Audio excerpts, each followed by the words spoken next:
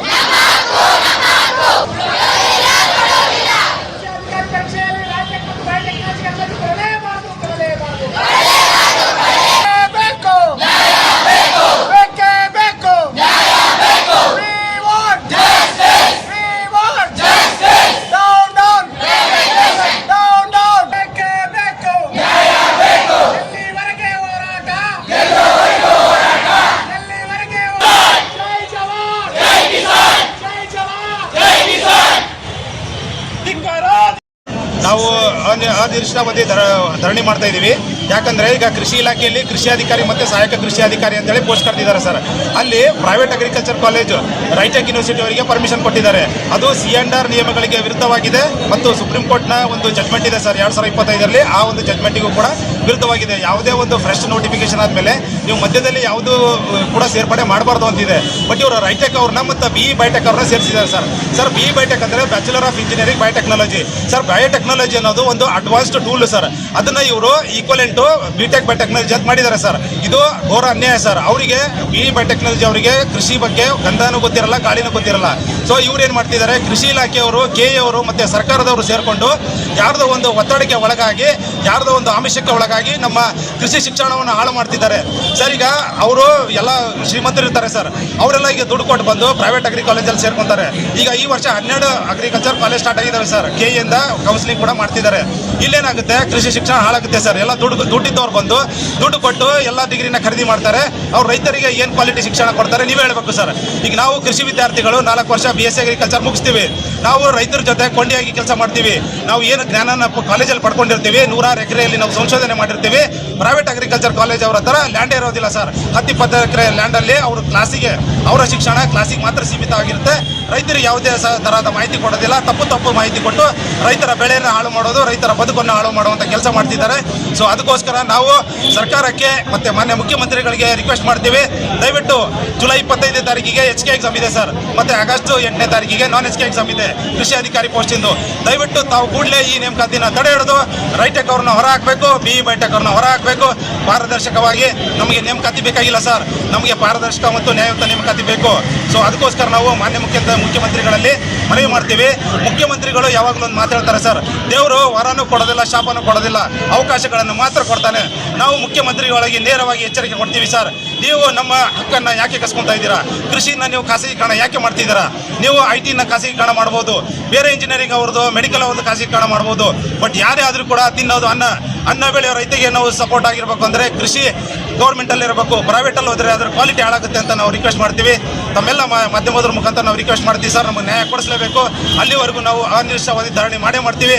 ಈಗ ಇದೇ ಧರಣಿ ರಾಯಚೂರಲ್ಲಿ ನಡೀತಾ ಇದೆ, ಧಾರವಾಡ ಕೃಷಿ ವಿಶ್ವವಿದ್ಯಾಲಯ ನಡೀತಾ ಇದೆ, ಬೆಂಗಳೂರು ಕೃಷಿ ವಿಶ್ವವಿದ್ಯಾಲಯ ನಡೀತಾ ಇದೆ, ಮತ್ತು ಶಿವಮೊಗ್ಗ ಕೆಳದಿ ವಿಶ್ವವಿದ್ಯಾಲಯ ಕೂಡ ನಡೀತಾ ಇದೆ. ಇದು ನಮಗೆ ನ್ಯಾಯ ಸಿಗೋವರೆಗೂ ನಾವು ಹೋರಾಟನ ಕೈ ಬಿಡೋದಿಲ್ಲ ಅಂತ ತಮ್ಮೆಲ್ಲರೂ ಮನವಿ ಮಾಡ್ತೀವಿ ಸರ್. ಧನ್ಯವಾದಗಳು. ನನ್ನ ಹೆಸರು ಅಂಕೇಶ್ ಅಂತ ಸರ್, PhD ವಿದ್ಯಾರ್ಥಿ. ನಮ್ಮೆಲ್ಲ UG PG PhD BSc agri, MSc agri ಮತ್ತು PhD ಅಗ್ರಿ ಎಲ್ಲ ವಿದ್ಯಾರ್ಥಿಗಳು ಮತ್ತು BTech agri engineering, PhD agri engineering ಎಲ್ಲರೂ ಸೇರಿ ನಾವು ಹೋರಾಟ ಮಾಡ್ತಿದ್ದೀವಿ. ನಮಗೆ ನ್ಯಾಯ ಸಿಗೋವರೆಗೂ ನಮಗೆ ನೀವು ದಯವಿಟ್ಟು ಸಹಕಾರ ಮಾಡಬೇಕು. ಸರ್ಕಾರ ಈ ಸಾಮಾಜಿಕ ಹೋರಾಟಗಾರ ಸೋನಾಮನ್ ವ್ಯಾಂಗಚಕ್ ಉಪವಾಸ ಸತ್ಯಾಗ್ರಹ ಆರಂಭಿಸಿದ್ದು, ದಿನದಿಂದ ದಿನಕ್ಕೆ ಅವರ ಆರೋಗ್ಯ ಹದಗೆಡುತ್ತಿದ್ದರೂ ಕೇಂದ್ರ ಸರ್ಕಾರ ಯಾವುದೇ ಕ್ರಮ ಕೈಗೊಳ್ಳದೆ ಕಾಲ ಕಳೆಯುತ್ತಿರುವುದು ಖಂಡನೀಯವೆಂದರು. ನೀಟ್ ಪರೀಕ್ಷೆ ಪತ್ರಿಕೆ ಸೋರಿಕೆಯಾಗಿ ಲಕ್ಷಾಂತರ ವಿದ್ಯಾರ್ಥಿಗಳ ಭವಿಷ್ಯದೊಂದಿಗೆ ಕೇಂದ್ರ ಬಿಜೆಪಿ ಸರ್ಕಾರ ಚೆಲ್ಲಾಟವಾಡುತ್ತಿದ್ದು, ಇದರ ವಿರುದ್ಧ ಹಾಗೂ ಕೇಂದ್ರ ಶಿಕ್ಷಣ ಸಚಿವ ಧರ್ಮೇಂದ್ರ ಪ್ರಧಾನ ರಾಜೀನಾಮೆಗೆ ಒತ್ತಾಯಿಸಿ ದೆಹಲಿಯ ಜಂತ್ರ ಮಂತರ್ನಲ್ಲಿ ಕಾಂಕ್ರೋಚ್ ಪಾರ್ಟಿ ನೇತೃತ್ವದಲ್ಲಿ ಯುವ ಸಮೂಹ ಉಪವಾಸ ಸತ್ಯಾಗ್ರಹ ನಡೆಸುತ್ತಿದ್ದು, ಈ ಹೋರಾಟಕ್ಕೆ ಜಿಲ್ಲೆಯ ಯುವಜನ ವಿದ್ಯಾರ್ಥಿಗಳ ಒಕ್ಕೂಟದ ಮುಖಂಡ ಶರಣಕುಮಾರ್ ಹೇಳಿದರು. ಅವರಿಂದು ನಗರದ ಸುದ್ದಿಗಾರರೊಂದಿಗೆ ಮಾತನಾಡಿ, ಕೇಂದ್ರ ಸರ್ಕಾರ ಹಾಗೂ ಕೇಂದ್ರ ಮಂತ್ರಿಗಳ ನಿರ್ಲಕ್ಷ್ಯದಿಂದ ಸುಮಾರು 22 ಲಕ್ಷ ವಿದ್ಯಾರ್ಥಿಗಳು ತೊಂದರೆ ಅನುಭವಿಸುತ್ತಿದ್ದಾರೆ. ಕೆಲ ವಿದ್ಯಾರ್ಥಿಗಳು ಆತ್ಮಹತ್ಯೆ ಮಾಡಿಕೊಂಡಿದ್ದಾರೆ. ಈ ಕಾರಣದಿಂದ ಕೇಂದ್ರ ಶಿಕ್ಷಣ ಸಚಿವ ರಾಜೀನಾಮೆ ನೀಡಬೇಕೆಂದು ಒತ್ತಾಯಿಸಿದರು. ನೀಟ್ ಪ್ರಶ್ನೆ ಪತ್ರಿಕೆ ಸೋರಿಕೆ ವಿರೋಧಿಸಿ ಮತ್ತು 21 ವಿದ್ಯಾರ್ಥಿಗಳು ಈ ಒಂದು ಪ್ರಶ್ನೆ ಪತ್ರಿಕೆಯ ಸೋರಿಕೆಯ ಈ ಘಟನೆಯನ್ನು ಖಂಡಿಸಿ ಹಾಗೂ ನಮಗಾದ ನೋವಿನಿಂದ ಇವತ್ತು ಆತ್ಮಹತ್ಯೆಯನ್ನು ಮಾಡಿಕೊಂಡಿರ್ತಕ್ಕಂಥದ್ದು ಹಾಗೂ ಸಾಮಾಜಿಕ ಹೋರಾಟಗಾರರಾಗಿರ್ತಕ್ಕಂಥ ಸೋನಮ್ ವಾಂಗ್ಚುಕ್ ಅವರು ಉಪವಾಸ ಮುಷ್ಕರವನ್ನು ಹಮ್ಮಿಕೊಂಡಿದ್ದು ಹಾಗೂ ದೆಹಲಿಯಲ್ಲಿ ಏನೋ ತೀವ್ರ ಸ್ವರೂಪದ ಈ ಒಂದು ಹೋರಾಟ ನಡೀತಾ ಇದೆ. ಮುಖ್ಯವಾಗಿ ಈ ಪ್ರಶ್ನೆ ಪತ್ರಿಕೆ ಸೋರಿಕೆ ಆಗಿರ್ತಕ್ಕಂಥ ವಿಚಾರವಾಗಿ ಕೇಂದ್ರ ಶಿಕ್ಷಣ ಸಚಿವರಾಗಿರ್ತಕ್ಕಂಥ ಧರ್ಮೇಂದ್ರ ಪ್ರಧಾನ್ ಅವರು ರಾಜೀನಾಮೆಗೆ ಆಗ್ರಹಿಸಿ ಈ ಒಂದು ಪತ್ರಿಕೆಯ ಗೋಷ್ಠಿಯನ್ನು ಕರೆದಿರ್ತಕ್ಕಂಥದ್ದು. ಇವತ್ತು ದೇಶದಲ್ಲಿ ನಿಜವಾಗಲೂ ಕೂಡ ವಿದ್ಯಾರ್ಥಿ ಯುವಜನರ ಬದುಕಿನ ಜೊತೆ ಇವತ್ತು ಚೆಲ್ಲಾಟವನ್ನ ಆಡ್ತಕ್ಕಂಥ ಒಂದು ವ್ಯವಸ್ಥೆಯಲ್ಲಿ ನಾವಿದೆ. ಇವತ್ತು ವಿಶೇಷವಾಗಿ ಇವತ್ತು ಈ ದೇಶದಲ್ಲಿ ನಿರುದ್ಯೋಗ ತಾಂಡವಾಡ್ತಾ ಇದೆ. ಒಂದು ನೀಟ್ ಅಂತ ಪ್ರಶ್ನೆ ಪತ್ರಿಕೆ ಸೋರಿಕೆ ಆಗ್ತಕ್ಕಂಥದ್ದು ಪದೇ ಪದೇ. ಈ 21 ವಿದ್ಯಾರ್ಥಿಗಳು ಸಾವನ್ನಪ್ಪಿದ್ದಾರೆ. ಅವರಿಗೆ ಒಂದು ವೇಳೆ ಅವರ ಆತ್ಮಕ್ಕೆ ಶಾಂತಿ ಸಿಗಬೇಕಾಯ್ತು ಅಂತ ಹೇಳಿದ್ರೆ ಈ ಕೇಂದ್ರ ಸರ್ಕಾರದ ಏನು ಶಿಕ್ಷಣ ಸಚಿವರಾಗಿರ್ತಕ್ಕಂಥ ಧರ್ಮೇಂದ್ರ ಪ್ರಧಾನ್ ಅವರು ರಾಜೀನಾಮೆಯನ್ನ ಕೊಡಬೇಕು. ಮತ್ತು ಇವತ್ತು ಕೇಂದ್ರ ಸರ್ಕಾರ ಏನು ಈ ಹಿಂದೆ 2013-14 ಅನಿಸುತ್ತೆ ಅಣ್ಣಾ ಹಜಾರೆ ಅಂತಕ್ಕಂಥವರು ಭ್ರಷ್ಟಾಚಾರವನ್ನು ವಿರೋಧಿಸಿ ಬಹಳ ದೊಡ್ಡ ಜನಾಂದೋಲನವನ್ನು ರೂಪಿಸಿ ದೊಡ್ಡ ಹೋರಾಟವನ್ನು ರೂಪಿಸಿದ್ರು. ಆ ಒಂದು ಹೋರಾಟಕ್ಕೆ ಇಡೀ ದೇಶವೇ ಅವರ ಬೆಂಬಲಕ್ಕೆ ನಿಂತಿತ್ತು. ಆ ಸಂದರ್ಭದಲ್ಲಿ ಕಾಂಗ್ರೆಸ್ ಸರ್ಕಾರ ಅವರ ಬಾಗಿ ಅವರೊಂದು ಹೋರಾಟಕ್ಕೆ ತಲೆಬಾಗಿತ್ತು. ಆದ್ರೆ ಇವತ್ತು ಸೋನಮ್ ವಾಂಗ್ಚುಕ್ ಅವರು ಸಾವು ಬದುಕಿನ ನಡುವೆ ಇವತ್ತು ಹೋರಾಟವನ್ನ ಉಪವಾಸ ಮುಷ್ಕರವನ್ನ ಕೈಗೊಂಡಿರ್ತಕ್ಕಂಥದ್ದು. ಅವರ ಒಂದು ಆರೋಗ್ಯದಲ್ಲಿ ಏರ್ಪೇರು ಆಗ್ತಾ ಇದೆ ಇವತ್ತು ದಿನೇ ದಿನೇ. ಹಾಗಾಗಿ ಕೇಂದ್ರ ಸರ್ಕಾರ ಶೀಘ್ರವಾಗಿ ಇವರ ಒಂದು ಹೋರಾಟವನ್ನ ಪರಿಗಣಿಸಿ ತಕ್ಷಣಕ್ಕೆ ಆ ಒಂದು ಹೋರಾಟದ ಸ್ಥಳಕ್ಕೆ ಧಾವಿಸಿ ಅವರಿಗೆ ಒಂದು ಸ್ಟೂಡೆಂಟ್ ಸಾವಾಗಿದೆ. ಕಾರಣ ಏನಂತಂದ್ರೆ ಈ ಕಂಪ್ಲೀಟ್ಲಿ ಬಿಜೆಪಿ ಸಿಸ್ಟಮ್ ಫೇಲಿಯರ್.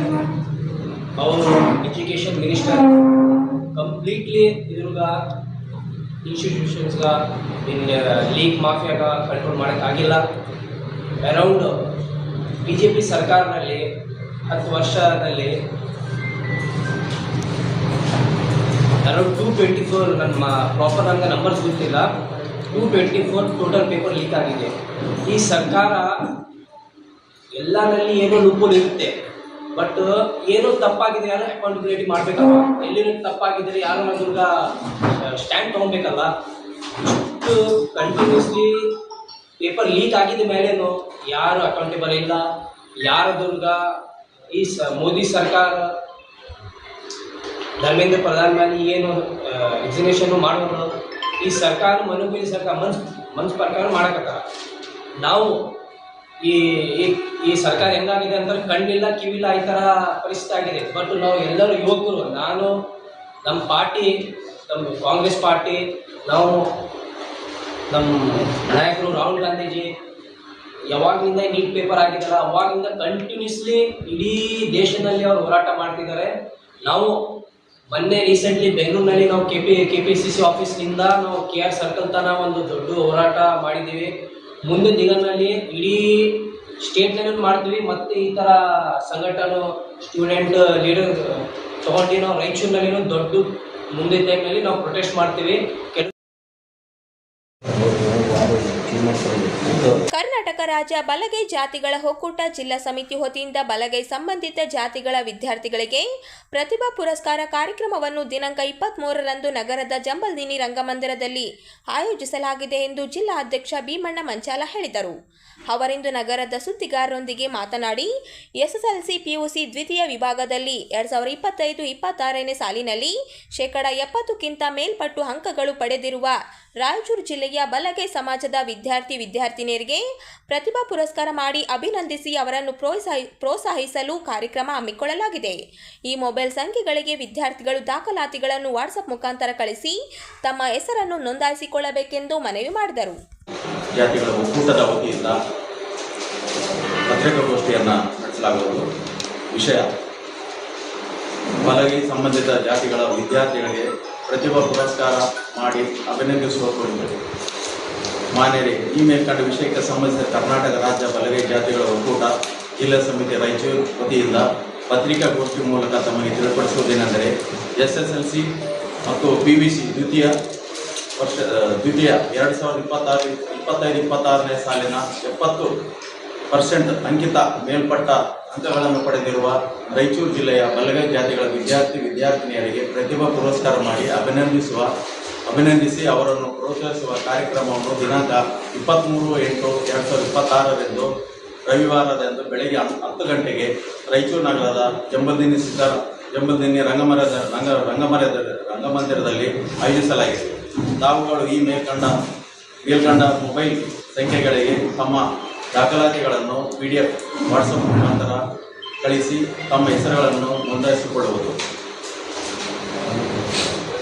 ದೂರವಾಣಿ ಕೆಳಗಿನಂತಿರುತ್ತವೆ: 9148619419 9448818117 9742028212 9741993886 ಹಾಗೂ ಈ SSLC ಮತ್ತು PUC ವಿದ್ಯಾರ್ಥಿಗಳ 2025-26ನೇ ಸಾಲಿನಲ್ಲಿ 70%ಕ್ಕಿಂತ ಮೇಲ್ಪಟ್ಟು ಅಂಕಗಳನ್ನು ಪಡೆದಿರುವ ವಿದ್ಯಾರ್ಥಿನಿಯರಿಗೆ ಈ ಕೆಳಕಂಡ ದಾಖಲಾತಿಗಳನ್ನು ನೀಡಿ ಹೆಸರನ್ನು ನೋಂದಾಯಿಸುವುದು.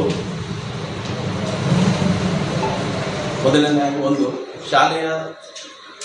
ಕಾಲೇಜುಗಳ ಟ್ರಾನ್ಸ್ಫರ್ದಿಂದ ದೃಢೀಕರಣ ಅಂಕಪಟ್ಟಿ, ಆಧಾರ್ ಕಾರ್ಡು, ಜಾತಿ ಪ್ರಮಾಣ ಪತ್ರ ಮತ್ತು ಮೊಬೈಲ್ ಸಂಖ್ಯೆ. ಹೆಸರು ನೋಂದಾಯಿಸಲು ಕೊನೆಯ ದಿನಾಂಕ 16/8/2026 ಇದ್ದು ಬಲಗೈ ಸಮಾಜದ ಎಲ್ಲ ವಿದ್ಯಾರ್ಥಿನಿಯರಿಗೆ ತಮ್ಮ ಹೆಸರುಗಳನ್ನು ನೋಂದಾಯಿಸಿಕೊಂಡು ಕಾರ್ಯಕ್ರಮದಲ್ಲಿ ಪಾಲ್ಗೊಳ್ಳಬೇಕೆಂದು ತಮ್ಮಲ್ಲಿ ಮನವಿ ಮಾಡಿಕೊಳ್ಳುತ್ತೇವೆ. ವಂದನೆಗಳು. ವಿಷಯ: ದಿವಂಗತ ಮಾಜಿ ಶಾಸಕರಾದ ಸೈಯದ್ ಯಾಸಿನ್ ಸಾಹೇಬರು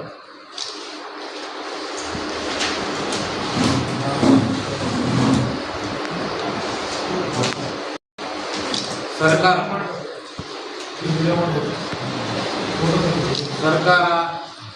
ಗುರುತಿಸಿ ಅವರ ಸೇವೆಯನ್ನು ಗುರುತಿಸಿ ಸಕಲ ಗೌರವ ಮರ್ಯಾದೆಯನ್ನು ಗುರುತಿಸಿ ಅವರ ಸೇವೆಯನ್ನು ಗುರುತಿಸಿ ಕಾಂಗ್ರೆಸ್ ಸರ್ಕಾರ ಕೆ ಶಿವಕುಮಾರ್ ಮುಖ್ಯಮಂತ್ರಿಗಳಾದ ಕೆ ಶಿವಕುಮಾರ್ ಸಾಹೇಬರಿಗೆ ಮತ್ತು ಪ್ರಿಯಾಂಕ ಖರ್ಗೆ ಸಾಹೇಬರಿಗೆ ನನ್ನ ತುಂಬ ಹೃದಯಪೂರ್ವಕವಾಗಿ ನಾನು ನಮನಗಳನ್ನು ಸಲ್ಲಿಸ್ತೇನೆ.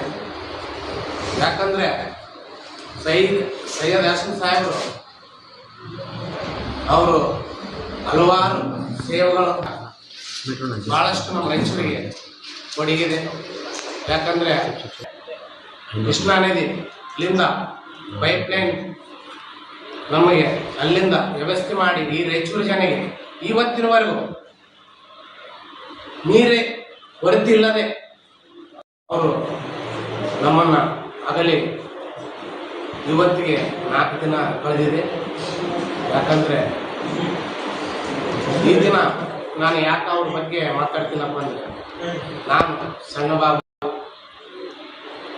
ಅವರು ಶಾಸಕರಿದ್ದಾಗ ಅವ್ರ ಜೊತೆ ಒಡನಾಟ ಮತ್ತು ನಾನು ಕೂಡ ಅವ್ರ ಜೊತೆಗೆ ಸೇವೆ ಸಲ್ಲಿಸೇ ಭಾಗ್ಯ ನನಗೆ ಸಿಕ್ಕಿದೆ. ಯಾಕಂದರೆ ಅವರು ನಮ್ಮಲ್ಲಿ ಅಗಲಿ ಹೋಗಿಲ್ಲ, ನಮ್ಮ ಹೃದಯದಲ್ಲಿ ಯಾವಾಗಲೂ ಚಿರಸ್ಥಾಯವಾಗಿ ಉಳಿತಾರೆ ಅಂತೇಳಿ ಈ ಮಾಧ್ಯಮ